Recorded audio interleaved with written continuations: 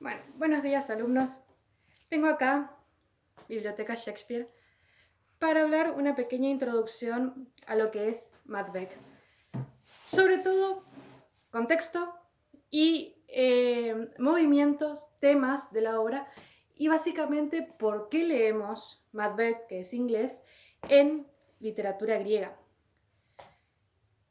Para responder un poco esto, vamos a ver cuál es el movimiento y cuál es la situación en la que se encuentra Macbeth. William Shakespeare en Inglaterra es contemporáneo con estos autores españoles que ya conocen. Lope de Vega con Fuente Ovejuna, Tirso de Molina con El burlador de Sevilla y también con Cervantes y Don Quijote de la Mancha. De hecho, creo que Macbeth sale se estrena en 1605, en 1606 tenemos la primera parte del Quijote. Y así como con Lope de Vega y Fuente Ovejuna empieza el Teatro Nacional Español, con William Shakespeare tenemos una gran explosión y un gran desarrollo de lo que es el teatro inglés, es decir, el teatro nacional. ¿Qué significa esto? Bueno, necesitamos conocer un poco de lo que es la sociedad inglesa y la sociedad inglesa de esa época para poder entender. Shakespeare nace en 1564, si no me equivoco, 68. 1568, pero sigue publicando obras hasta después de 1600, es decir, es la transición a lo que es en España el movimiento barroco. Vamos a hablar un poco, para entender lo que es Shakespeare tenemos que ir antes, bastante antes de Shakespeare y antes inclusive de la reina que lo apadrinó, que era Isabel I. El padre de Isabel era Enrique VIII. Si ustedes recuerdan de historia, Enrique VIII fue el que se separó de la Iglesia Católica para fundar el anglicanismo. ¿Por qué sucedió esto? Primeramente, el primer matrimonio de Enrique VIII era Catalina de España. Con ella tenía solo una hija, María, y él quería casarse con Ana Bolena. La Iglesia no le permitió, pero no es el divorcio en sí lo que motiva a Enrique VIII a separarse de la Iglesia Católica, de la Iglesia de Roma.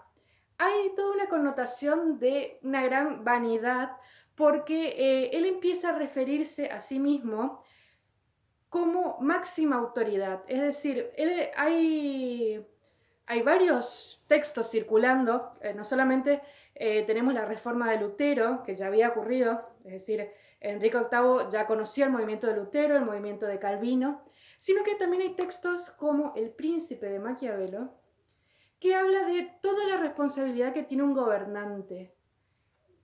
Y eso se atribuye a Enrique VIII como la responsabilidad y el gran poder que le da el Estado. Es decir, si él tiene la responsabilidad de guiarlos hacia un buen futuro al Estado, tiene una responsabilidad prácticamente divina. Él se empieza a autorreferenciar con muchos atributos. Entonces, que la Iglesia Católica le diga que no puede tener a la mujer que quiere, le empieza a molestar. Que la Iglesia le pida o que los distintos obispos tengan más poder que los distintos nobles, le empieza a molestar. Es decir, empieza a tomar absolutamente todo como si fuera un ataque a su libertad, porque él como gobernante él es responsable de todo, por lo tanto, él tiene el poder de hacer todas las cosas bien, y cualquiera que esté en contra está atacando ese florecer de Inglaterra. Léanse referencias a Creonte entre paréntesis, mientras voy hablando no puedo evitar relacionarnos, no es la intención relacionarnos, surge espontáneamente. Entonces, ¿qué sucede con este rey? Él se convence por los textos que circulan de que él es la máxima autoridad y decide separarse de la Iglesia. No es una cuestión de tener el divorcio y tener un heredero varón. Sí, por supuesto que había eso. Pero también es una cuestión de que él se proclama como la cabeza de la nueva Iglesia anglicana, que de hecho hasta el día de hoy la máxima autoridad de la Iglesia anglicana sigue siendo la reina. En este tiempo es la reina Isabel II de Inglaterra. Ese poder se ha mantenido. Un poder que está por encima del Papa. No tiene por qué responder a los reyes de España porque está casado con la prima, no tiene por qué responder a Roma porque es católico, no, él no quiere responder a nadie. Entonces él se atribuye absolutamente todos los poderes y uno de esos poderes es ser cabeza de la Iglesia del Estado. No es tan sencillo este trabajo para Enrique VIII, sobre todo porque ya vemos que no es el bienestar social lo que aparentemente le importa. Él va tomando esposas, él se casa con Ana Bolena, de esa unión con Ana Bolena nace Isabel I, la que va a ser la reina. Encierra a Catalina, luego tiene un heredero que nace con Ana Bolena, porque él buscaba el heredero varón, irónicamente, él era el que no podía saberlo, por supuesto, pero era el que determinaba el sexo de los hijos y le echaba la culpa a las mujeres de que no crearan hijos varones. Eh, él nace un heredero, un hijo deforme con Ana Bolena, y el justificativo dice, no, yo soy un rey, no, nunca podría haber engendrado esto, me debió haber sido infiel. Hay datos históricos que dicen que posiblemente Enrique VIII padecía sífilis, así que es posible que haya engendrado un heredero con complicaciones, un hijo con complicaciones, pero él no lo acepta, entonces manda a matar a Ana Bolena, se vuelve a casar. Él tiene un solo hijo que creo que hereda el trono a los 6 u 8 años, muy joven, era muy enfermizo, tenía muchos malestares y muere muy joven, no prematuramente, pero sí muy niño. Tiene sucesivas esposas que terminan siendo asesinadas, acusadas de infidelidad o de distintos malestares, distintas percepciones del rey, es decir, lleva una vida adelante muy vanidosa, motivada por sus propios caprichos, no era el bienestar necesario del pueblo lo que él promovía. Por supuesto, no son solo las rencillas con las mujeres las que tiene. Estas mujeres que van tomando son también un instrumento que van a usar los otros nobles, las otras familias para acomodarse con el rey. Entonces, si Ana Bolena es protestante, porque le conviene al rey convertirse al anglicanismo para ser vista y querida por Enrique VIII, la siguiente esposa es más bien católica, entonces Roma ve en esa tercera esposa un vínculo una posibilidad para restablecer el vínculo. La siguiente esposa también es protestante otra vez, entonces ahí otra vez se rompe, es decir, esto genera muchas rencillas políticas. Y hay un gran malestar en la sociedad. Hay nobles que usan a las mujeres para conseguir acuerdos con el rey. Luego, cuando las mujeres son desechadas, terminan mal también los nobles. Existen muchos problemas sociales y no se soluciona porque la muerte de Enrique VIII, cuando llega la primogénita, que es la hija con Catalina, María, ella es católica, entonces ella quiere reinstaurar la religión católica y la mejor manera que promueve es matar, una gran carnicería hace con los protestantes, con los anglicanos. Entonces, ¿qué deciden los nobles? ¿Qué decide la corte? Bueno, la encierran y ahí es donde entra en juego Isabel, que es la que toma el trono. Para cuando Isabel llega al trono es 1550, es decir, unos años antes de que naciera Shakespeare. ¿Cuál es el problema? 1558, quería revisar la fecha. ¿Cuál es el problema entonces que enfrenta? Hay problemas con España, porque la primera esposa murió encerrada, abandonada. Hay problemas con Roma, porque presiona para que sea el catolicismo la religión oficial. Hay problemas con los nobles, que están divididos entre dos religiones. Hay problemas de pobreza por el gran gasto que había ocasionado Enrique VIII, problemas económicos. Hay una sociedad muy disgustada que encima ella es mujer y es discriminada y es obligada a casarse. Ya no se casa, pero tiene esa presión de que tiene pretendientes, que por supuesto lo que quieren es el trono, y ella tiene que lidiar con toda esa situación social, religiosa, económica. ¿Cómo resuelve esto Isabel I? En primer lugar, ella organiza la religión anglicana y la decreta como religión oficial, es decir, ya no se puede ir y venir con, me voy a ser católico para caerle bien por este momento, no, me voy a ser anglicano para conseguir tal favor, no, a partir de ahora el anglicanismo es la religión oficial. pone límites a lo que puede o no puede hacer la Iglesia. Le vale la excomunión de Roma, le vale la comunión de la Iglesia Católica. Segundo punto, pero por lo menos ese oficialismo de la religión anglicana genera, a ver, bueno, entonces, ¿a quiénes voy a ubicar realmente en los cargos? En los obispos, en los arzobispados. Bien, a los anglicanos, y empieza a dividirse un poco más el poder. Segundo punto, se genera una guerra con España. España tenía lo que se llamaba la Armada Invencible, que superaba 10-1 prácticamente la Armada de Isabel, pero como se enfrentan en el Canal de la Mancha, hay una ventaja para Inglaterra por las condiciones climáticas. Entonces, esa gran armada de España es diezmada. España, ¿por qué se llamaba la Armada Invencible? Porque un siglo antes nada más ellos habían descubierto América. Entonces tenían muchísimo dinero, muchísimo oro que extrajeron de todo lo que es la conquista azteca y tenía un gran poderío. Perder tanta flota para España significaba una pérdida económica, porque no es que simplemente se pierde el barco y ya está, no, se pierde toda la inversión que hay. Entonces, ¿cómo sigo mandando flota al Nuevo Mundo? ¿Cómo sigo defendiendo mi territorio si no tengo con qué? Tengo que invertir más dinero. Entonces España queda debilitada y eso favorece a Inglaterra. ¿Cuál es la otra estrategia que busca Isabel I para restituir la cuestión económica? Da rienda libre a la piratería. Entonces los barcos que venían de América a España, los barcos españoles, son saqueados por los ingleses y eso es dinero que ingresa al Estado.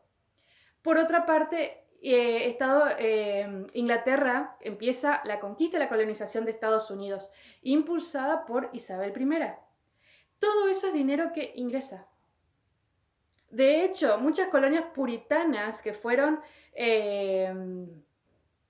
reglamentadas, es decir, fueron mal vistas por la reina y fueron reglamentadas. Los puritanos son los protestantes, pero son mucho más estrictos, por así decirlo, son mucho más cerrados.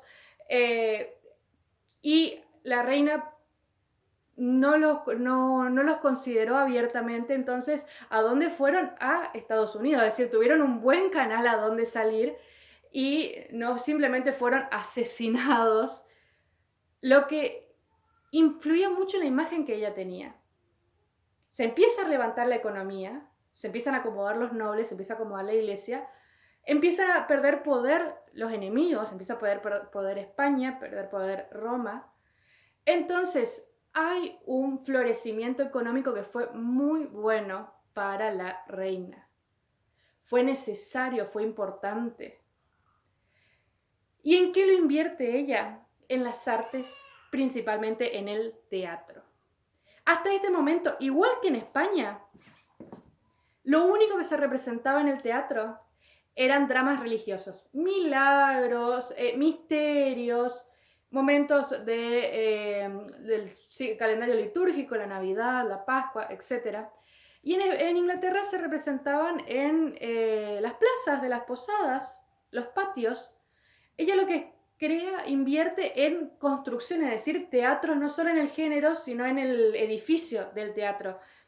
De hecho, el teatro donde trabaja Shakespeare, el Teatro del Globo, es el que todavía existe en Inglaterra. Lastimosamente no tenemos transmisiones de allá de YouTube, pero que queden grabadas, pero ese es el mismo teatro en el cual Shakespeare empezó trabajando como actor y luego fue apadrinado por la reina para ser escritor. Ella paga, es el mecenas que paga a los artistas y se empieza a desarrollar el arte, sobre todo el teatro. La poesía también. Shakespeare fue un gran poeta y muchos otros fueron grandes poetas. Y esto elevó mucho el idioma inglés, por eso es tan estudiado también por unas cuestiones lingüísticas, porque el vocabulario inglés es sumamente expandido gracias a las obras de este momento. ¿Para qué sirvió el teatro? Dos motivos importantes. En primer lugar, congregó a plebeyos y nobles. muy importante para gozar de la opinión popular, es decir, para ser una reina aclamada y respetada. Había dinero, había entretenimiento, podemos así decirlo, había una fuerte imagen frente a los enemigos públicos, a los enemigos internacionales. Ella inclusive quiso ser atacada por la reina de Escocia y logró vencerla, es decir, toma un poder importantísimo y lo sabe usar de buenas maneras para conseguir la prosperidad de la nación. Y lo segundo, transmite esa tranquilidad porque el teatro, al estar abierto a todos, permite que la gente disfrute de un momento que no venía disfrutando hace mucho tiempo, porque estaban a las órdenes de un rey caprichoso que cada rato podía querer algo distinto y de una reina sanguinaria después. Entonces tiene ese momento de paz y si bien puede haber protestantes y católicos, porque todavía hay católicos escondidos, en el teatro no se nota, están ahí, todos están mirando, no se atacan. Y genera una paz que dura solamente en su reinado. Cuando llega el rey Juan, que era su primo de la dinastía de Estuardo, porque ella no tuvo descendencia, no se casó, no pueden sostener lo que ella había hecho. Y se empieza a resquebrajar todo lo que ella había establecido y nuevamente hay un malestar social. El teatro fue muy importante para consolidar además a las personas como nación. Por eso hablamos de teatro nacional. Todos están ahí porque tienen el mismo problema, tienen la misma dificultad para entender qué es Inglaterra, qué es el hombre, qué es la fe, qué es el arte. Y todos pueden hacer catarsis, todos pueden interiorizarse, compadecerse con los personajes y no solamente paso un momento distendido con la comedia, sufro un rato con la tragedia y me olvido quizás de mis problemas porque lo que me pasa no es tan grave como lo que le pasa a Romeo, sino que también observo la política, observo los enfrentamientos, veo ese detrás de escena, ese problema de la corte. Shakespeare fue muy astuto, había muchos problemas en la corte, muchos enemigos públicos, pero cómo él los matizaba, es decir, cómo hacía para no acusarlos directamente y que peligrara su pellejo, trasladaba la escena. Entonces, no, este no es el duque que trata de enfrentar a nuestra reina, en este caso ya había fallecido Isabel, era el rey Juan, no es el duque que trata de enfrentar a nuestro rey, no, es el duque del rey de Escocia. Entonces él trasladaba la acción a Verona, a Escocia, a Dinamarca, a Atenas, y parecía que no era ese personaje el que atacaba, pero sí lo era, el público se daba cuenta, los nobles trataban de disimular y Shakespeare salía victorioso de esa representación. Entonces el público veía eso, veía su nación, veía su política, veía personajes con los que empatizaba y eso producía bienestar, porque acuérdense lo que decía Aristóteles, que el teatro hacer catarsis era curativo, es decir, uno se sentía mejor porque estaba además con el público, un público al que se le había negado. Durante todo el reinado de Enrique VIII eran los nobles los que se peleaban por el poder de estar al lado del rey. El plebeyo no importaba y ahora estaba el plebeyo ahí al lado de todos los otros plebeyos. Entonces era una clase que se sentía acompañada y solidarizada. Los nobles además veían los problemas políticos que llevaban a la tragedia, entonces ellos empezaban a entender a través del teatro lo que era y lo que estaba pasando en la corte. Y esos momentos, por un lado la corte y por otro lado los momentos sociales, esos momentos de unión social son los que favorecían la imagen de la reina. Y esa actitud, ese teatro auténtico tiene mucha base en los griegos. Crear el teatro como un modo de encontrarnos de nuestras actividades, es decir, de todo lo que venimos viviendo, para mirarnos desde afuera, pero sabiendo que eso nos está pasando. Ese encuentro era el teatro isabelino y tenía mucha base en los griegos. Isabel tuvo una muy buena educación durante el Renacimiento clásica. Entonces ya conocía muy bien lo que era la postura de Grecia y Roma acerca del arte y por eso apadrina a estos autores que escriben con estos objetivos. Entonces, Para sintetizar y que ustedes puedan ir apuntando. Época isabelina, la época que va a dar florecimiento a Shakespeare. ¿Qué sucede? Venimos de dos gobiernos, Enrique VIII y María Tudor. No cuento al heredero Eduardo porque vive muy poco tiempo, es un niño. Dos periodos muy, muy violentos, muy accidentados. Primero, Enrique VIII con estas rencillas políticas internas y externas que tiene con todos. Luego, la matanza de María Tudor. Hay un ambiente muy convulsionado en el cual Isabel logra tranquilizar. Gran desarrollo económico en la época de Isabel mediante la piratería y mediante la derrota de la Armada Invencible. Si ustedes ven, yo no me puedo acordar qué número de Piratas del Caribe es, pero es la película en la que, no sé si la 3 o la 4, creo que es la 4, la de La Fuente, en la que el pirata inicial Barbosa tiene la peluca. Ese es el reflejo de esa época, cuando los corsarios fueron contratados por la reina para saquear los barcos y llevar el dinero a Inglaterra, que se les daba a cambio y se les perdonaba de las piraterías, de lo contrario serían colgados. Ese es un momento histórico representado en esa película. Hay prosperidad económica que la logra la reina Isabel y ella la invierte en el arte, es decir, la invierte en el pueblo, ordena la religión, le da un momento de descanso, le da un lugar a donde ir al pueblo para que haga purificación de sus sentimientos, del temor que vienen sintiendo de los reyes, del desprecio que vienen sintiendo los plebeyos, de las rencillas, porque todos los ataques que pueden hacer los nobles, si esos ataques en la obra llevan a una tragedia, producen el temor de que no lo hagan contra la reina. Si en la obra el traidor muere, entonces el traidor real tendrá que aprender a no ser traidor. Y en ese sentido hay una gran reminiscencia de la catarsis griega, la conmiseración, el temor, el teatro como elemento social, y va generando esto una gran imagen de la reina. Por lo tanto, se da el perfecto escenario para que entre William Shakespeare a escribir y producir sus obras. Por supuesto que Shakespeare fue un escritor oficial, vamos a decirlo. Es decir, no era un escritor que, en el caso de Cervantes, él ataca, por decirlo de alguna manera, la sociedad de su época porque ha perdido la gloria del pasado, ha perdido los valores, ha perdido las buenas costumbres. Shakespeare trata de mostrar todo lo que sucede en Inglaterra, pero de forma de quedar bien, es decir, lo que diríamos de forma políticamente correcta, porque su mecenas era la reina, así que por supuesto que él trabajaba a favor de ella, pero no quiere decir que eso le haya privado de escribir obras universales, y eso es lo que tenemos que analizar.